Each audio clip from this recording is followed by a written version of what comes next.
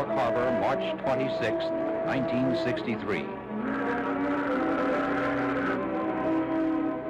At the invitation of President John F. Kennedy, His Majesty King Hassan II of Morocco is making his first state visit to the United States of America. He receives a special welcome.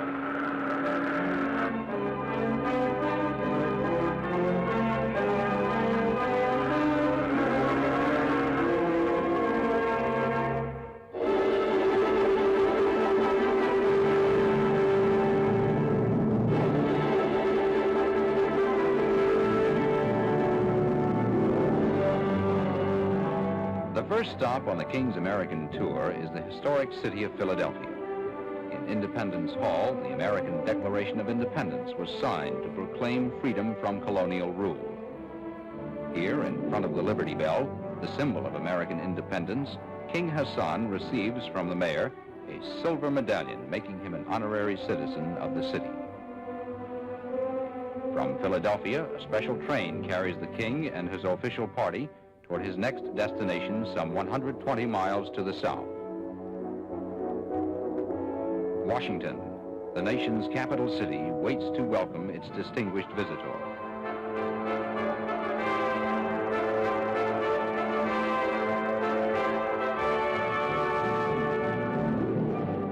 At Union Station, President and Mrs. John F. Kennedy arrive and join high government officials and members of the diplomatic corps to greet the King.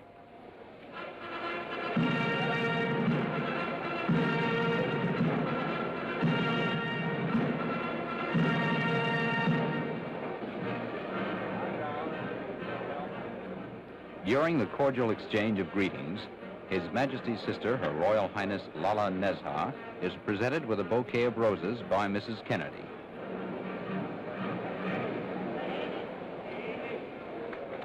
After meeting the waiting dignitaries, the King receives the President's warm welcome.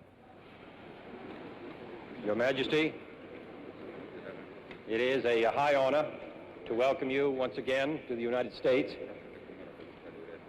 and I am confident that your visit here on this occasion will be as fruitful and as beneficial to both of our countries as the visit of your illustrious father with my predecessor, President Eisenhower, several years ago.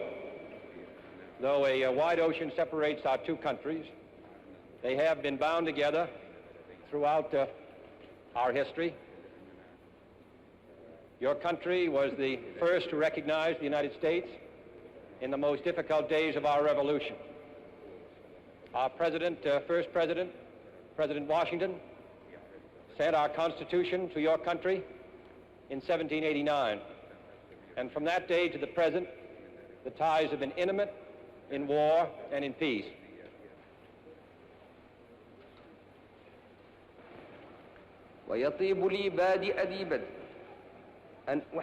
King Hassan expresses his personal pleasure and that of his people and his government to be able to greet the people of the United States and to meet their president. He also mentions the affection and admiration which Moroccans feel for Americans and says he hopes to consolidate the friendship which has existed between the two countries since the dawn of American independence. منذ الفجر الباكر لاستقلال الولايات المتحدة.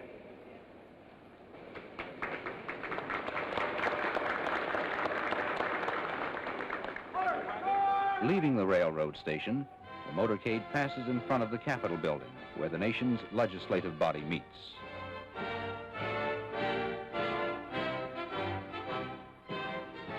Waving to the crowds, the King of Morocco and the President of the United States ride slowly through the city. They pass the President's official residence, the White House, and continue on to the President's guest mansion for distinguished visitors, which is to be King Hassan's residence during his stay in Washington.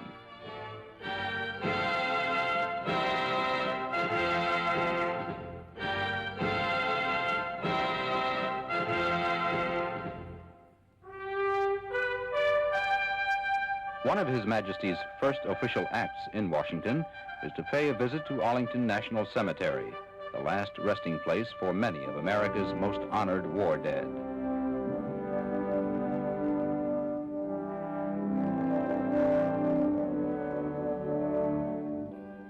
at the Tomb of the Unknowns, a memorial to the nameless young Americans who have fallen in the cause of freedom, King Hassan pays his respects.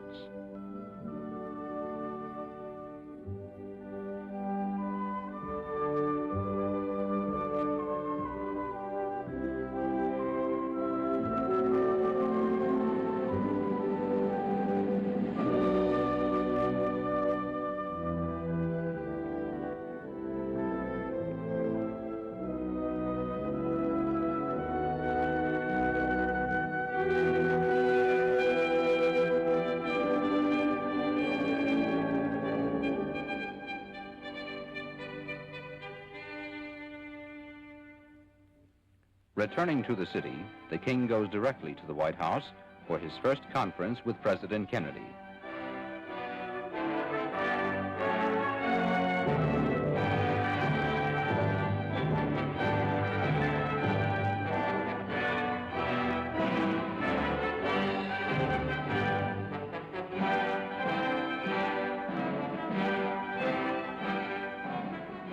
Participating in the talks with the President are Secretary of State Dean Rusk and Assistant Secretary for African Affairs G. Menon Williams.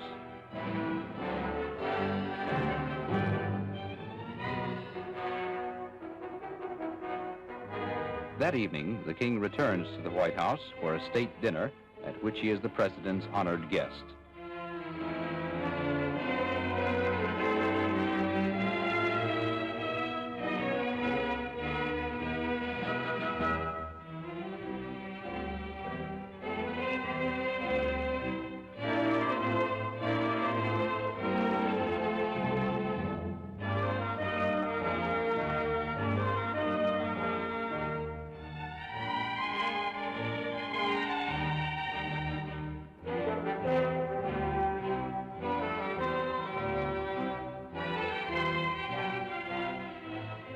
The next day at the Moroccan embassy, King Hassan is host at a luncheon for the American president.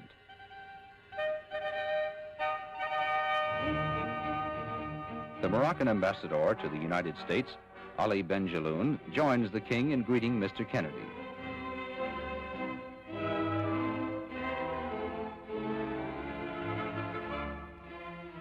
Recalling the presentation of the American Constitution to the Emperor of Morocco in 1789, King Hassan gives the president a handsomely bound copy of the Moroccan Constitution.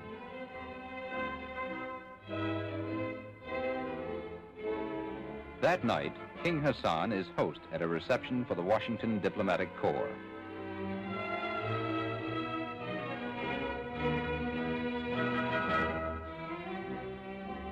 Ambassadors representing most of the countries of the world meet the king.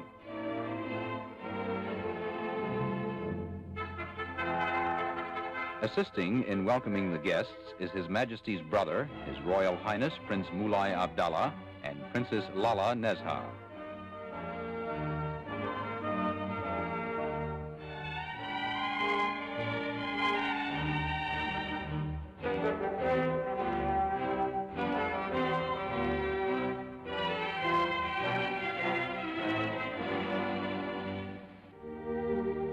The next day, His Majesty visits the Islamic Center, one of Washington's outstanding landmarks.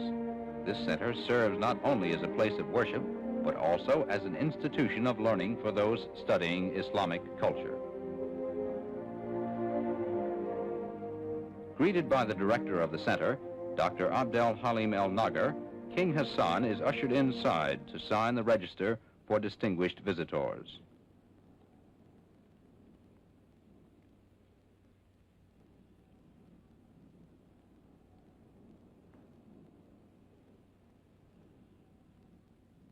Later, the king proceeds into the mosque for prayers.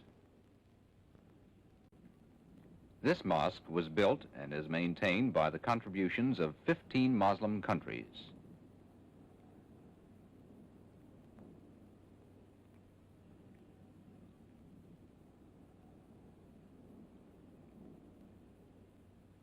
Both the interior and the exterior of the center illustrate traditional Islamic architecture.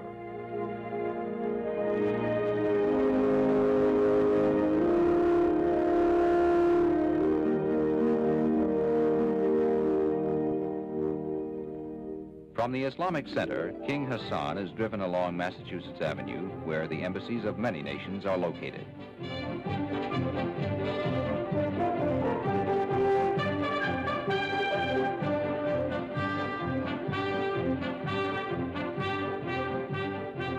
During his visit, the King accepts an invitation to speak at the National Press Club. The National Press Club is one of the most important forums of public opinion in the United States. Its members include many distinguished journalists.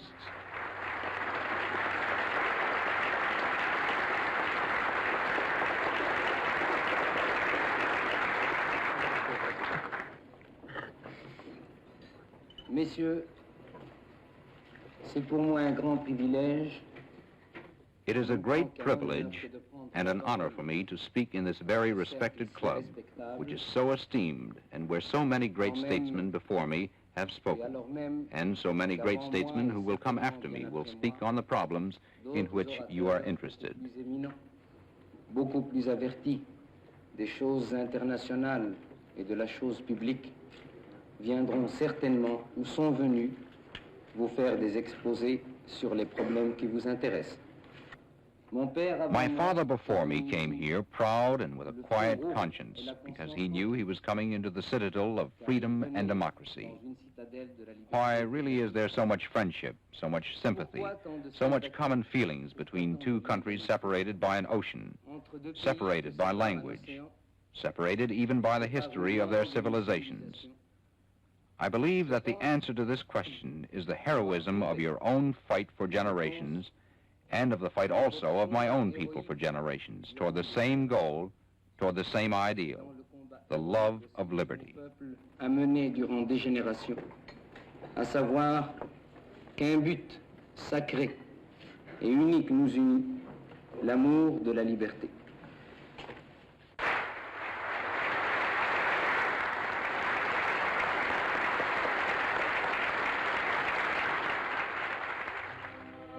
Later, at the invitation of the President, the King returned to the White House. Following their conversation, the President escorts the King to His Majesty's residence. During their cordial talks, the two chiefs of state reaffirm the close friendship which has existed between their countries for generations. They discussed the economic development of Morocco and the welfare and progress of the people of Africa.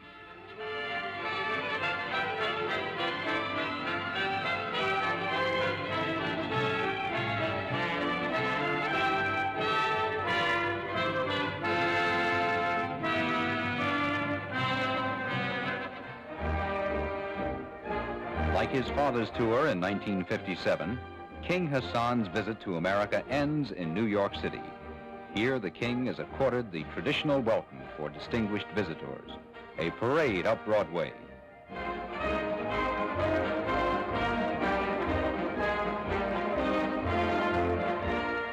Leaving his car, His Majesty continues on foot through the waving crowds to meet the mayor of America's largest city.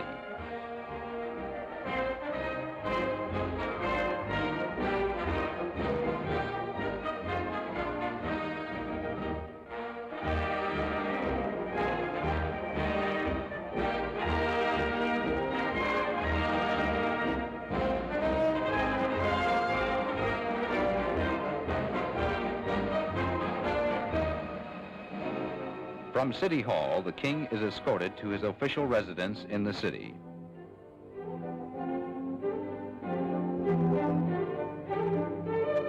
During his stay in New York,